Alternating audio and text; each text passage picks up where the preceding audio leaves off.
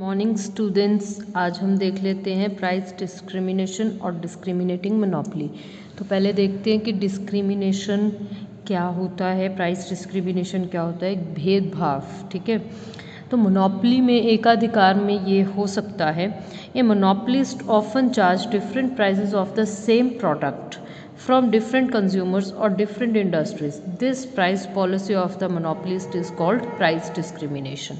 यानी कि एक मोनोपोलिस्ट जो है वो डिफरेंट प्राइजेस जो है चार्ज कर सकता है एक ही प्रोडक्ट के लिए, देखिए डिफरेंट प्राइजेस सेम प्रोडक्ट के लिए फ्रॉम डिफरेंट कंज्यूमर्स, अलग अलग कंज्यूमर्स से, और डिफरेंट इंडस्ट्रीज या फिर अलग अलग इंडस्ट्रीज से।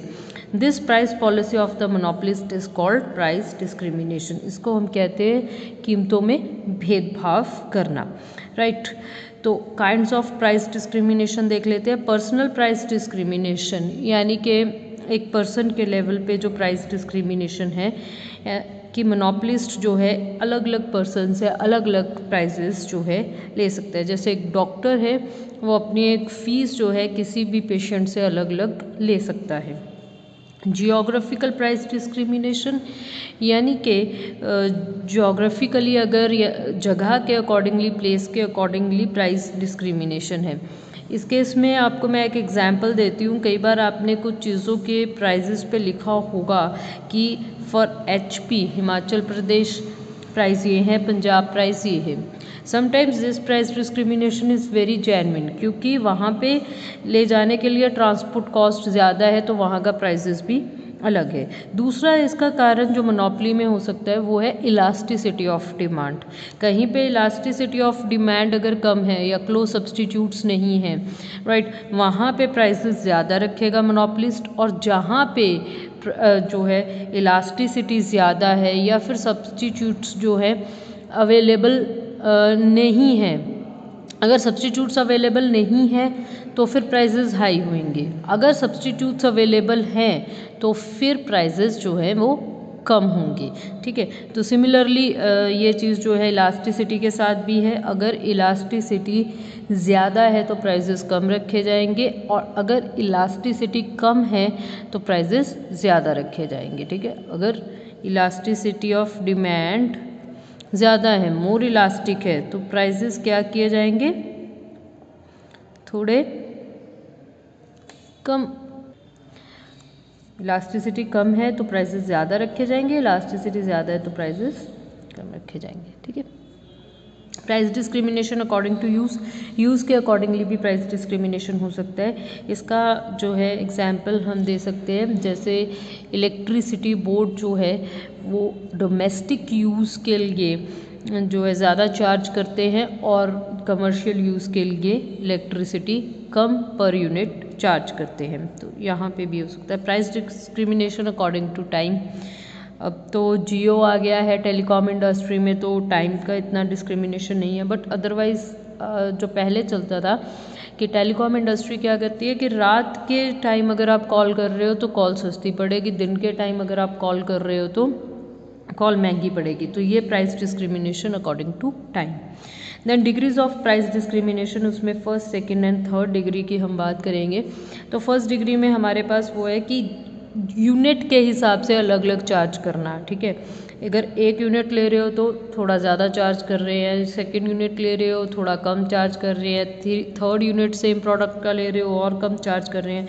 तो इस चीज़ में कंज्यूमर सरप्लस ख़त्म हो जाता है। कंज्यूमर सरप्लस होता है what consumer is willing to pay minus what he actually pay. Willing to pay, क्या पे करना चाहता है, व्हाट ही एक्चुअली पेज, ठीक है। तो यहाँ का जो सबसे बड़ी बात है वो ये है कि कंज्यूमर जितना विलिंग है पे करने का एक यूनिट का, उसका या दूसरे का, तीसरे का, उसका उतना ही ले लीजिए और कंज्यूमर सरप्लस को ख़त्म कर दीजिए।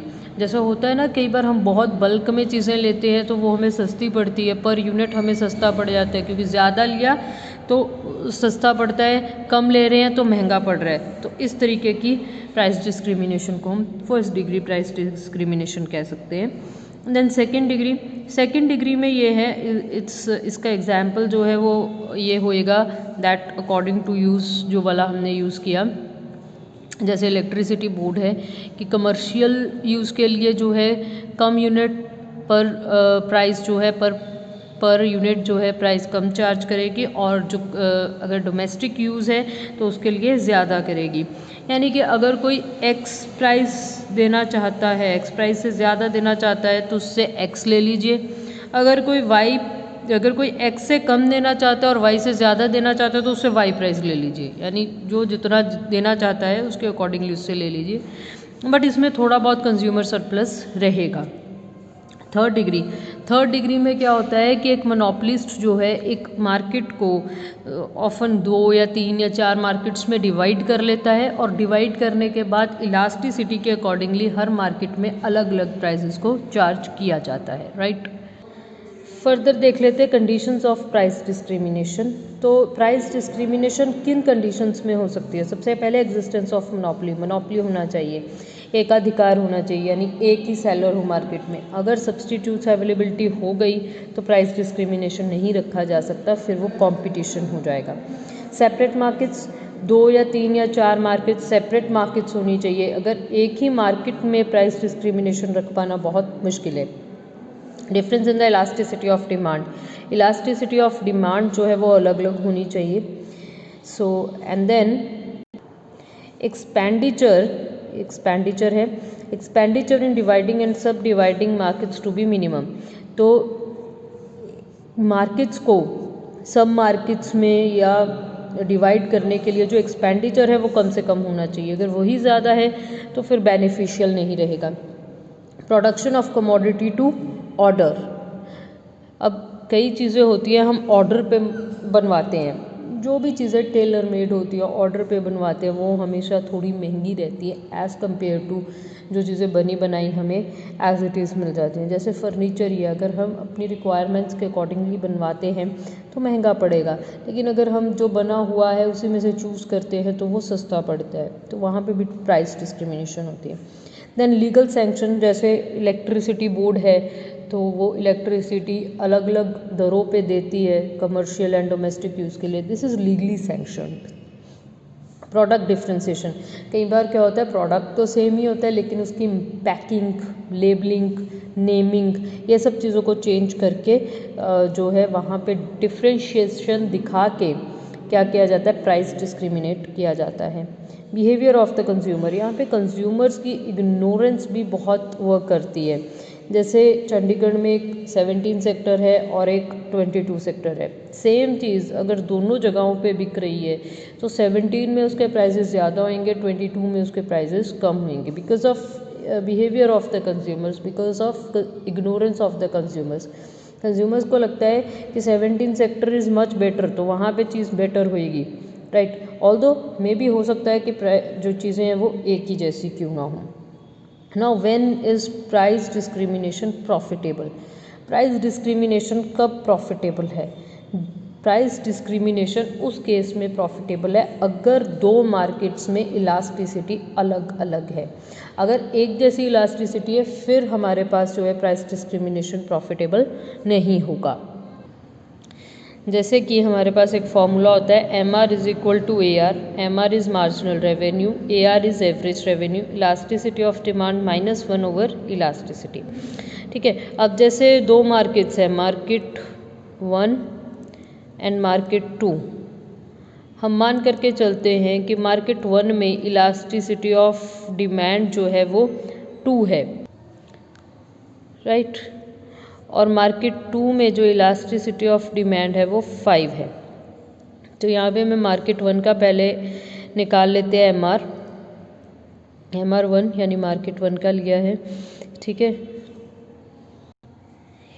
AR दोनों में ही 10 है हमारे पास, ठीक है, AR एक जैसा है लेकिन इलास्टिसिटी अलग अलग है। 10 2 - 1 ओवर 2, MR 2 भी निकाल लेते हैं सिमिलरली 10 5 - 1 ओवर 5, तो यहाँ पे आ गया 5, यहाँ पे 2 4 8। अब आप यहाँ पे देखिए पहली मार्केट में MR 5 है, दूसरी मार्केट में एमआर 8 है। तो मोनोपोलिस्ट को सेकंड मार्केट में यूनिट्स बेचने का ज़्यादा प्रॉफिट है as compare to market 1, right. तो यहाँ पे क्या होगा, मोनोपोलिस्ट क्या करेगा कि मार्केट 2 में ज़्यादा से ज़्यादा यूनिट्स बेचेगा और मार्केट 1 में से यूनिट्स को विड्रॉ करना स्टार्ट कर देगा, मार्केट 2 में ज़्यादा से ज़्यादा यूनिट्स को लेके आना स्टार्ट कर देगा। अप टू व्हाट लेवल, जब तक कि MR1 is equal to MR2 नहीं हो जाता, जब तक कि दोनों मार्केट्स का जो A मार्केट है या B मार्केट है या मार्केट 1 या 2 है, जो भी आप ले रहे हो, उन दोनों को आपस में बराबर नहीं कर देता, तब तक ये क्या करेगा कि मार्केट 2 में ज़्यादा यूनिट्स बेचेगा, मार्केट 1 में जो है यूनिट्स को कम करता चला जाएगा, right. Now price and output determination और इक्विलिब्रियम अंडर डिस्क्रिमिनेटिंग मोनोपोली, ठीक है। तो थर्ड डिग्री प्राइस डिस्क्रिमिनेशन भी कहते हैं इसको, पीगू ने इसको कहा है थर्ड डिग्री प्राइस डिस्क्रिमिनेशन। तो अब ये कैसी होएगी, सबसे पहले कि जो MR है वो दोनों मार्केट्स में एक जैसी होनी चाहिए, MR1 और MR2 जो है वो आपस में बराबर होनी चाहिए। और एक चीज़ ये है कि इस जो है थर्ड डिग्री में क्या करता है, एक मोनोपोलिस्ट सबसे पहले डिवाइड करता है मार्केट्स को, 2 या 3 या जितनी भी मार्केट्स उसको चाहिए उसको डिवाइड करता है, फिर इलास्टिसिटी के अकॉर्डिंगली अलग अलग प्राइजेस रखे जाते हैं। But end of the day MR1 should be equal to MR2 and equality between MR and MC, MR1, MR2 और MC ये तीनों के तीनों जो हैं बराबर होने चाहिए। अब इसको डायग्राम के थ्रू देख लेते हैं। यहाँ पे हम 3 डायग्राम्स बनाएंगे। एक डायग्राम जो रहेगी वो 2, जैसे ये A मार्केट है, ये B मार्केट है, ये A+B दोनों को इकट्ठा रहेगा, ठीक है। तो यहाँ पे हम MR AR, ठीक है, MC ये बना के इक्विलिब्रियम लेके आएंगे, ठीक है। इक्विलिब्रियम का हमारे वही कंडीशंस है, MR is equal to MC, MC cuts MR from below. तो सबसे पहले बनाते हैं AR MR में हम लोग MRT बना लेते हैं टोटल, ठीक है। कुछ थोड़ा सा कॉम्प्लेक्सिटी को ख़त्म करने के लिए कुछ कर्व्स जो है वो ख़त्म कर दी जाती हैं, राइट। ये है MRT, मार्जिनल रेवेन्यू टोटल, ठीक है जी। अब आप ये पूछ सकते हैं कि ये मार्जिनल रेवेन्यू का कर्व ऐसा क्यों बनाया है, सिंपली क्यों नहीं बनाया है, ठीक है। तो उसके पीछे रीज़न ये है, ये A और B 2 अलग अलग मार्केट्स को, टोटल को शो कर रहा है। तो 2 अलग मार्केट्स में क्या है कि लेस इलास्टिक भी है, मोर इलास्टिक भी है। So this part is less elastic and this part is more elastic.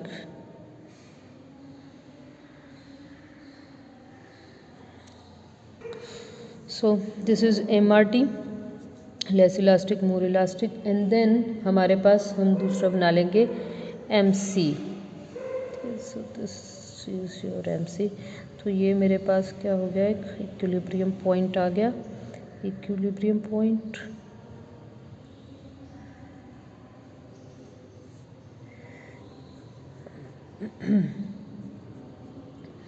Right. अब ये इक्विलिब्रियम जो है A एंड B दोनों तक जाएगा,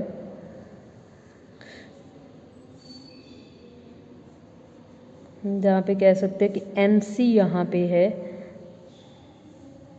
ठीक है। अब 2 मार्केट्स में देखते हैं कि कैसा जो है चलता है। सो AR MR दोनों बनाएंगे। तो पहले ये लेस इलास्टिक वाला बना लेते हैं, AR MR, this is equilibrium point,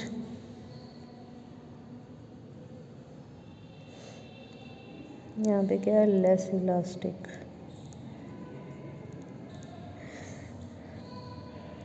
दूसरा मैं ये वाला बनाती हूँ, AR and MR, AR MR। तो ये मेरे पास क्या बना है,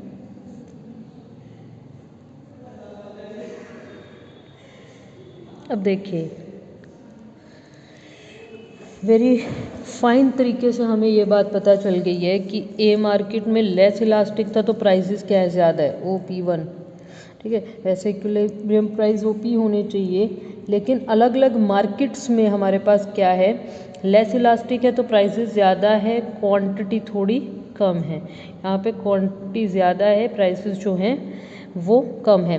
तो करेगा क्या, मोनोपोलिस्ट बी में से ए की तरफ शिफ्ट करेगा फर्दर प्रोडक्शन, ठीक है। और एक चीज़ और, यहाँ पे O A and P, O Q A plus O Q B is equal to O Q, output जो है इसके बराबर, ये दोनों जो है प्लस करके इसके बराबर आएंगे। तो देखा जाए क्या है कि लेस इलास्टिक में प्राइसेस ज़्यादा होंगे, मोर इलास्टिक में प्राइसेस कम होंगे, और ये है ओवरऑल, ठीक है। अब ये कहाँ तक जाएगा, जहाँ तक कि M R A is equal to M R B is equal to M C, ये सारे आपस में इक्वल नहीं हो जाते, राइट, क्योंकि ये सिचुएशन हमें दिखा रही है, ठीक है। तो ये था price discrimination of third degree. Now effects of price discrimination, क्या हमें इफ़ेक्ट्स मिलते हैं। तो पहला इफ़ेक्ट हमारे पास क्या है, बेनिफिशियल टू द पुअर के लिए बहुत बेनिफिशियल है। कई बार क्या होता है कि जैसे डॉक्टर है, गरीब लोग से कम ले लिया, अमीर से ज़्यादा ले लिया, राइट। पब्लिक यूटिलिटी सर्विसेज, अब जैसे ट्रेन है, ट्रेन सफ़र के लिए हम यूज़ करते हैं, लेकिन अब ट्रेन की कॉस्ट पूरी कौन कर रहा है, जो first class second class AC ये लोग हैं जो ज़्यादा पे कर रहे हैं, लेकिन कम पे करके दूसरों को भी इसका बेनिफिट मिल रहा है। Then fuller utilisation of resources का पूरा यूटिलाइजेशन हो जाता है। कई बार क्या है कि हम दूसरी किसी मार्केट में कम प्राइसेस पे उस चीज़ को दे देते हैं, ताकि जो है हम यूटिलाइजेशन कर सकें। फर्दर इसके हार्मफुल इफ़ेक्ट्स भी हैं, वो क्या है, no proper use of factors of production का अच्छे से यूटिलाइजेशन नहीं होता। लेस प्रोडक्शन, वैसे भी हमने मोनोपोली और परफेक्ट कंपटीशन में देखा है, जितना परफेक्ट कंपटीशन में हम अच्छे से कर रहे होते हैं प्रोडक्शन को, वो चीज़ जो है यहाँ पे नहीं होती है। नेक्स्ट आपके पास एक टॉपिक आ जाता है डंपिंग। तो डंपिंग क्या होता है, जिन्हों आप सुटना भी कहने हैं, तो इसका लिटरल मीनिंग नहीं लेना है, तो इकोनॉमिक्स में इसका एक अपना मीनिंग है। वो ये है कि कई कंट्रीज़ क्या करती हैं, अपनी कंट्री में अपनी इकोनॉमी में उसी चीज़ को महंगा बेचती हैं और दूसरे की कंट्री में उस चीज़ को सस्ता बेचती हैं, क्योंकि अपनी कंट्री में मोनोपोली है लेकिन दूसरे कंट्री में परफेक्ट कंपटीशन है। अब उसके लिए बहुत सारे रीजंस हो सकते हैं। हो सकता है कि वो अपने राइवल फर्म को, जो कि किसी दूसरी कंट्री में है, उस फर्म को compete करना चाहता है, या फिर बहुत सारा प्रोडक्शन हो चुका है तो उसका अब क्या किया जाए, तो वो कम प्राइसेस पे दूसरे कंट्री में उस चीज़ को बेच देता है, राइट। या फिर ये हो सकता है कि अपने प्रोडक्ट की डिमांड बनाने के लिए, कि फॉरेन मार्केट्स में अपने प्रोडक्ट की डिमांड बनाने के लिए भी डंपिंग हो सकती है, या फिर लॉ ऑफ इंक्रीजिंग रिटर्न्स मिल रहे हैं तो उसका एडवांटेज लेने के लिए, या फिर जो है इलास्टिसिटी ऑफ डिमांड अगर अलग अलग है दो मार्केट्स में, उसका जो है बेनिफिट लेने के लिए भी डंपिंग हो सकती है। तो डंपिंग का मेन मतलब ये है कि it's a special form of price discrimination, जहाँ पे प्राइस डिस्क्रिमिनेशन इंटरनेशनल मार्केट्स में हो रही है, फॉरेन मार्केट्स में हो रही है, कि फॉरेन मार्केट में उसी चीज़ के प्राइस को कम प्राइसेस पे बेचा जाता है और अपनी मार्केट में उसी को जो है ज़्यादा महंगा बेचा जाता है। Now price and output determination under dumping देख लेते हैं। तो इसके लिए मैं आपको एक डायग्राम बना के समझाती हूँ। तो देन यहाँ पे आउटपुट है हमारे पास और यहाँ पे रेवेन्यू कॉस्ट, ठीक है जी। अब यहाँ पे एक आ जाता है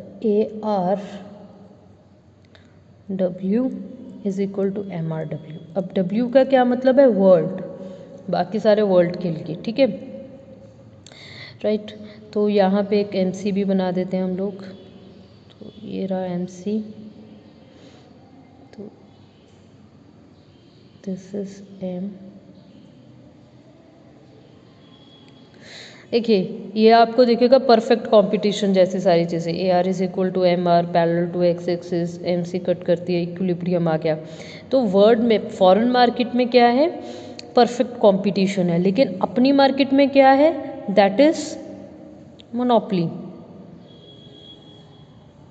ये है ARH यानी कि average revenue in the home market, MRH यानी कि marginal revenue in the home market.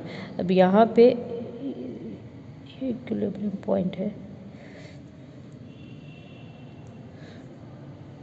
अब देखिए अपनी मार्केट में जो प्राइसेस है OP1 है, लेकिन फॉरेन मार्केट में OP है। ठीक है, सो ये जो है अपनी मार्केट में कितना बेचा OL, बाकी का सारा कहाँ बेच रहे हैं, in the foreign market. So this is called dumping. ठीक है, तो डंपिंग जो है वो मोनोपोलिस्ट ज़्यादातर फॉरेन मार्केट से गेंस लेने के लिए करते हैं। तो ज़्यादातर ये जो डंपिंग है, जैसे चाइना है, चाइना बहुत सारे प्रोडक्ट्स की डंपिंग करता है कि अपनी मार्केट में तो उसको चाहे महंगा बेचे, लेकिन दूसरे की मार्केट्स में वो बहुत कम प्राइसेस पे उस चीज़ को बेच रहा होता है और बहुत ज़्यादा क्वांटिटी में बेच रहा होता है। So this is known as dumping. तो ये था हमारा monopoly chapter. Thank you very much.